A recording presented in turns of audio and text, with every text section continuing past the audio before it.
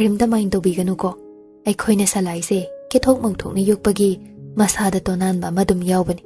aikhoina di magi mawongse khangba mi kaya kaugan ngangan basidane tawrano haidana kayara khanjin hanjin ngangabani taruni so hairibani machagi mawongduda jaisin ngangsinaduna dhanachandragi mamangda ikaiwa amadi miduna nungai khiroi khandana taruni amadi malem nganbagi wado taraba matungda phare aigi dingang thokiba wasinga nase natembeamsu America dagi nongnini sida halani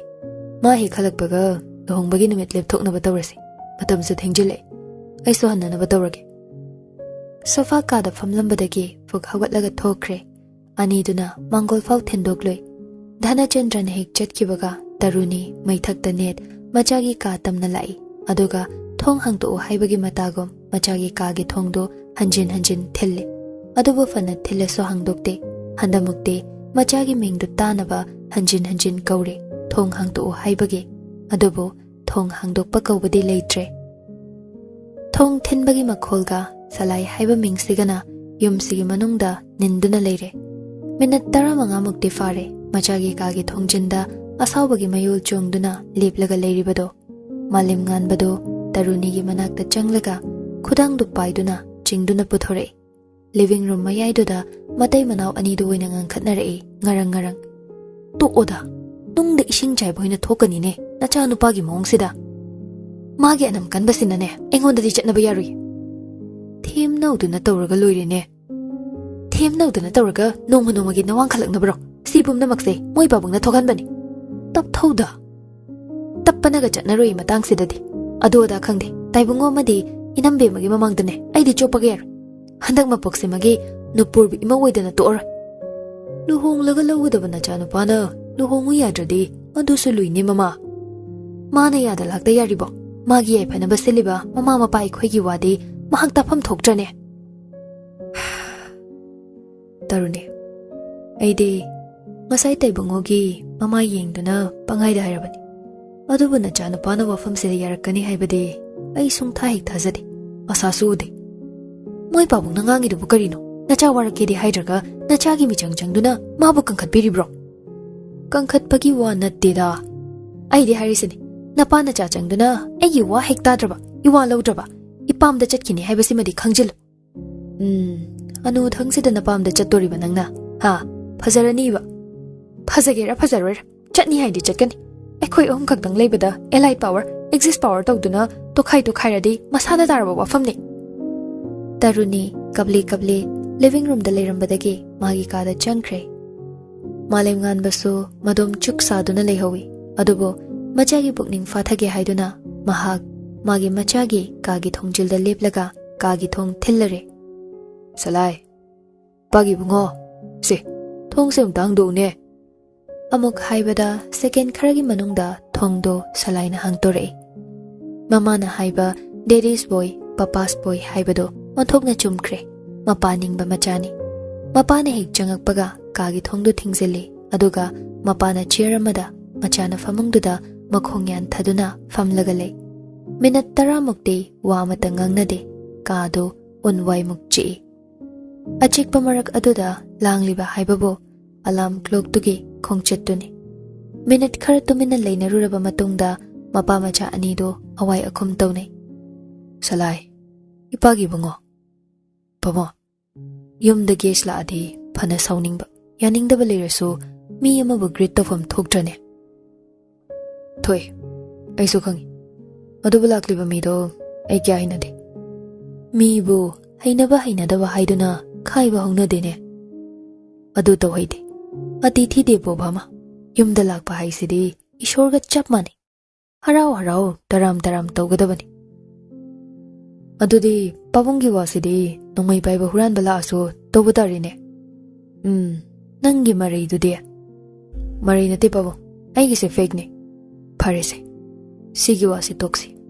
yengoi koi thokta bida ipa wa ma haige namana ne nupurdo yum sigi mawoi ba pamido hoi nangi wabudi tadana ekhoina oina decision lawruri madugidamag we are really sorry adubu hojikti nangsu khangi ahan badadi ipa su khantha hoda namana haiba wafamdo hoi haiduna yathoki adubu hojiktada tungda ningamdaba phawri adubu nangi oiba wa amadi nang pabungsu taningi pabung aide hanasu haikre hojiksu hairi I'm not interested in arranged marriage aduna hojik wafamdo khumang chawsindringai pabungna khra haidopiko imagi amadi pabungi ningbase nacha moina handak matangse thongan bangam loidor pagi bungo phare adu yongnai chana pamjari nampu saphuda ichagi mayokta ipana ichagi apambagi wangmada thabakti sungtau tawriko adubune handak matangsi namagi thamoi di khara kairani imagi thamoi kaibadi pabungsi chawchawna leiri menchinnaba aina harisibu laladrani bawo landida chana karigi laluni bawo nupurgi matangse ai am hedegoi matung manau amakhana hodokpirakan ngasina roiboisi hoi hoi pabung hoine amakhana hodora roigi tallamale kanararoi khanglabada machagi kadagi tumin thokre malim nganbaso mapana hek thokibaga amukkagi thongdu lonchille longnamuk hiptuna leikre salai machagi apampamda khanglaba mahakna amuk magi nupida asengba achumba se hairubada kari amuk khumlakpa tapna hainingda khongthangduna lakpana taruni gi mangda leplare nachanupaga kari wari sanare andag matangse nachanupana yaroidori madi nupur panba yadrine kaino da moi pabo asing bani ne taruni oiraroi hojik su matam leiri taibungo dana chandra da phajana haidokrase ngauri dana ping choirabro nachanupagi hakan asukyam na changi sibo pharasu phatrasu ma ikhoigi jani macha haibasidi mama mapana haiba ingadabani mama mapana haiba ingadabani haiduna mama mapana machada hulikli mathau haiduna pirasu machado mama mapana haiba illibani haiduna hu thakpa taribrani taruni hu thau haiduna insinbadi natedana kari janarigi moi pabungna pusila idubo ai wadine inambe mari khana america dagi ek thoklakpaga waroi pot puthokna batawsi hai madu oiroi ko madu oiroi kaino moi pabungi chindubo oini oidaba yade oihanse haina haibiyune aidine oiroidaba mangmangbada aina nangi nating pangbangam loiko tarune phai noina pana cha ama toiraba natro hausi khangniba nacha nupana yadriba sigi maram karidagino haina kopna thidokani karigumba aina maramdo khanglakpa matamda maramdo maru phokna langthokini ai kanano khangdri phai aisu singnagani imungsida nupurna lakpa haibase mangnate taibangni makhoi pabong wa makha tawa tanduna bedroom dudagi tomena makok to pai thokre dhana chandra do fridge dagi ising bottle ma lauthoga thai thakpa loirakpada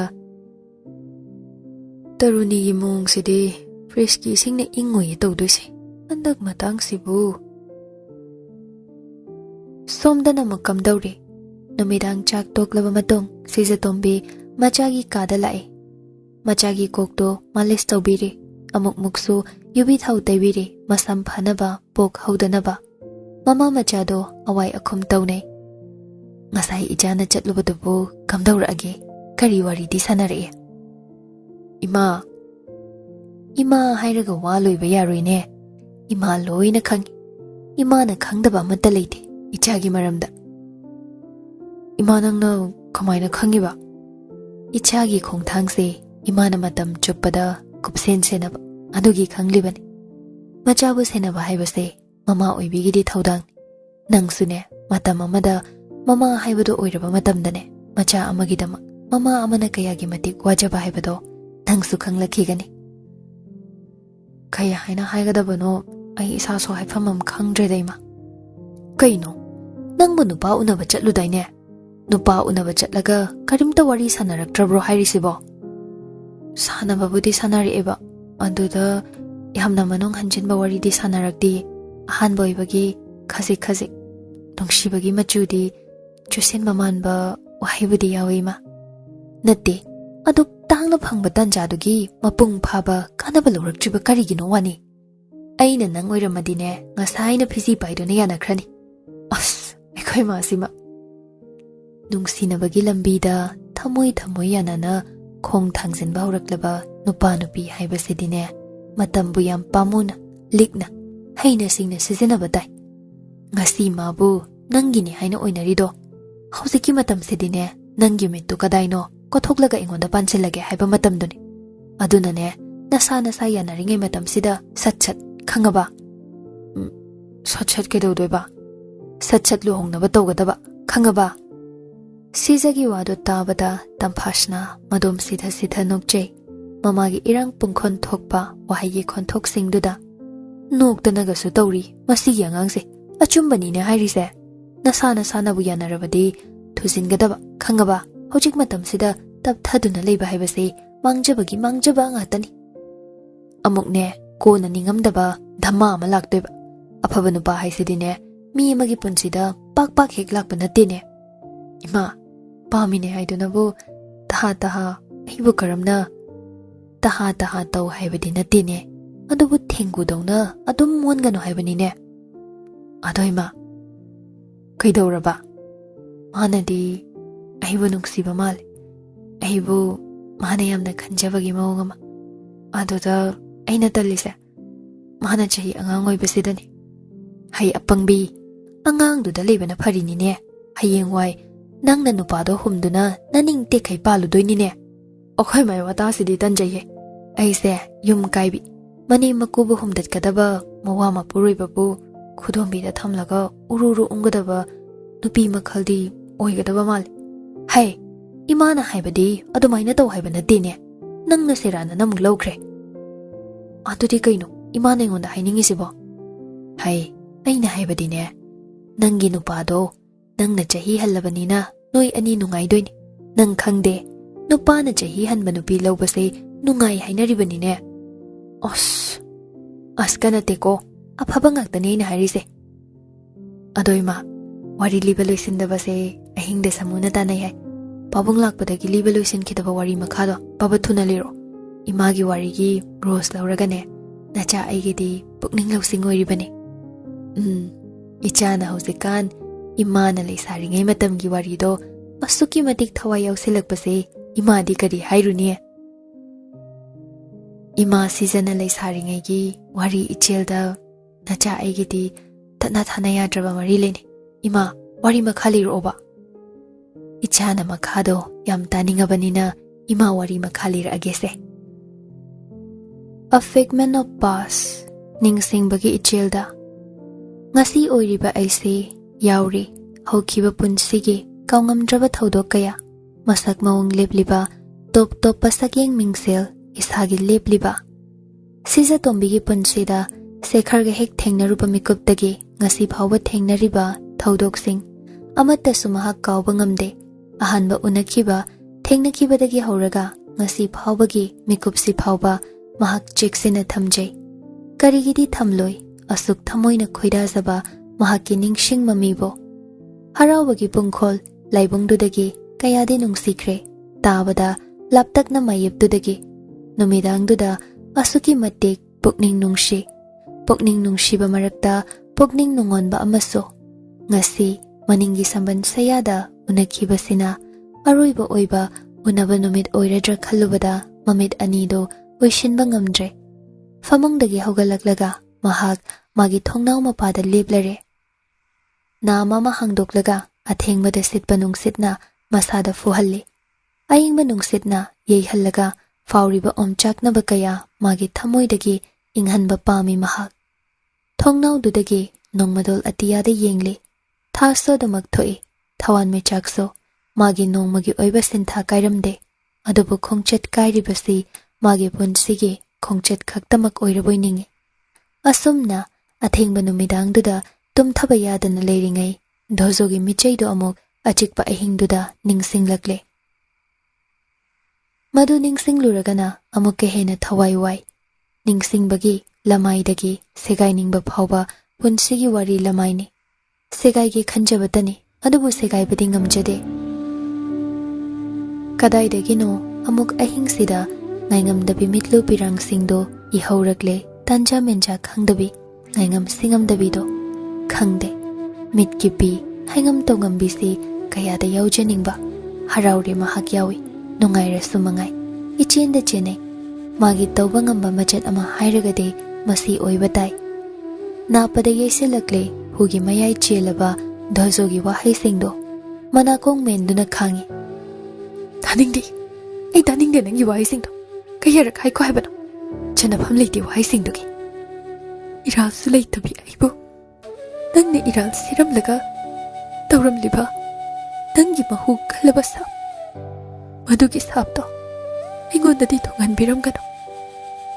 asi hairaga sizado higna kapchai kayada wana ahing mingseldo khangi numit simagi ahingdo awabagi palon marakta loishin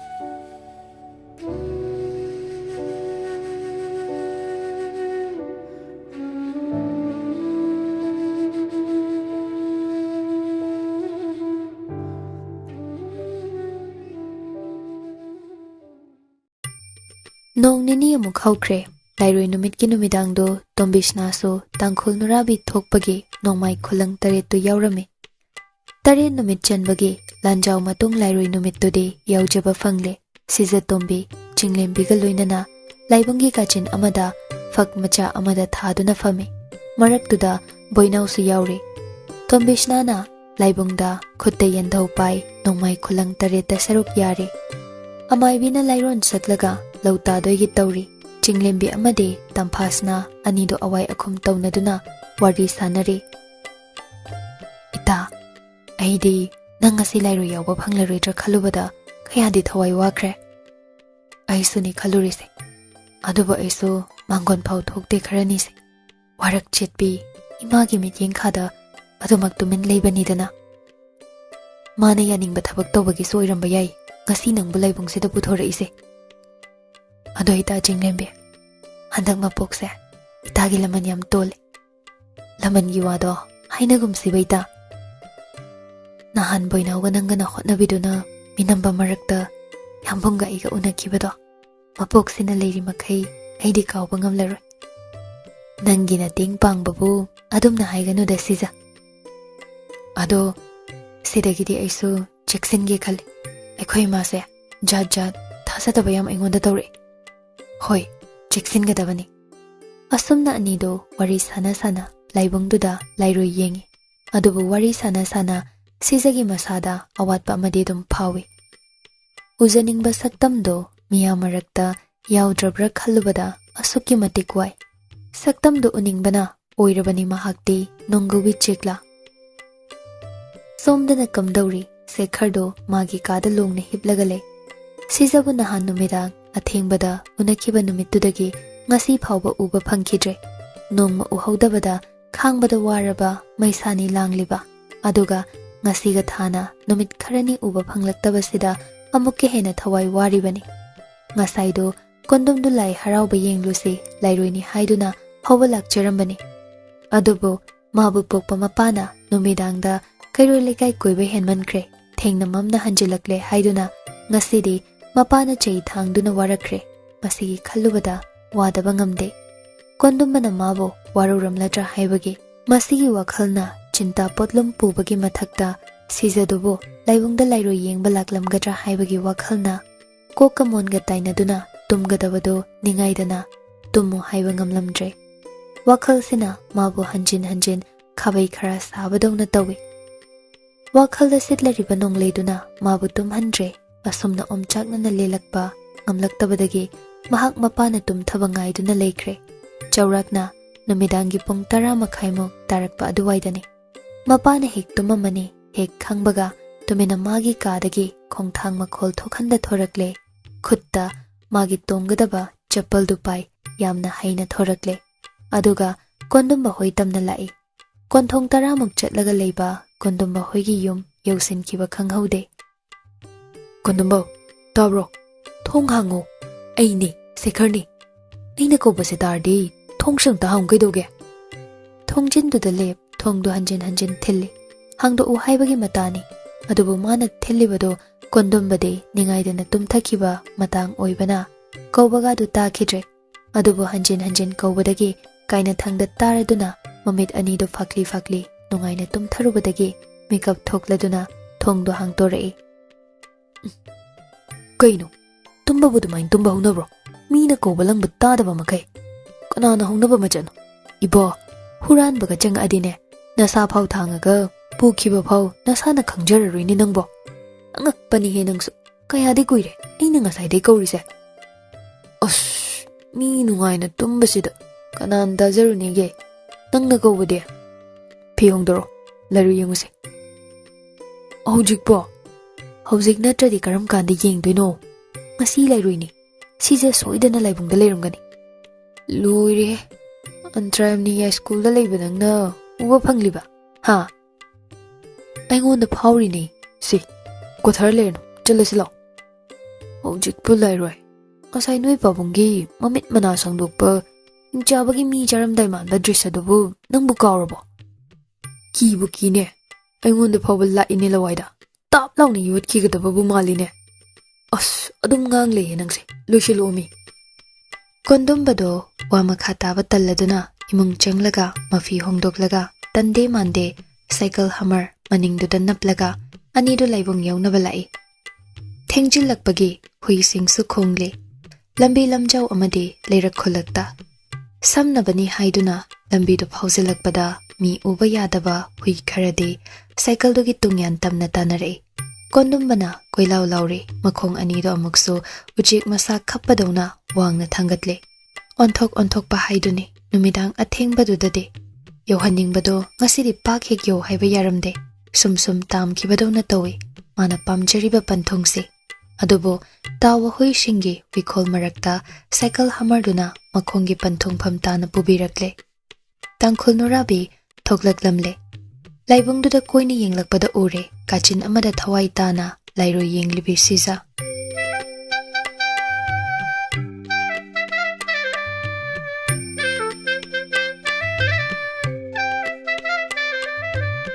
ꯕꯣꯏꯅꯥꯎ ꯍꯦꯛ ꯎꯔꯨꯔꯦ ꯑꯃꯨꯛ ꯇꯥꯟꯖꯥꯗꯨꯗ ꯑꯉꯥꯡ ꯑꯣꯏꯕꯒꯤ ꯀꯣꯏꯂꯩ ꯂꯩꯗꯨꯅ ꯌꯦꯡꯂꯛꯄꯗ ꯁꯦꯈꯔ ꯑꯃꯗꯤ ꯀꯣꯟꯗꯨꯝꯕꯅ ꯂꯥꯏꯕꯨꯡꯒꯤ ꯍꯣꯖꯪ ꯃꯌꯥꯗ ꯂꯦꯞꯂꯒ ꯂꯩꯕꯗꯣ ꯌꯥꯝꯕꯨꯡ ꯂꯩꯔꯦ ꯇꯨꯋꯥꯗ ꯑꯃꯗꯨꯁꯨ ꯂꯥꯏꯕꯨꯡꯗ ꯃꯤꯠꯌꯦꯡ ꯊꯝꯂꯝꯕꯗꯒꯤ ꯀꯗꯥꯏꯅꯣ ꯇꯨ ꯑꯥꯗ ꯂꯩꯔꯦ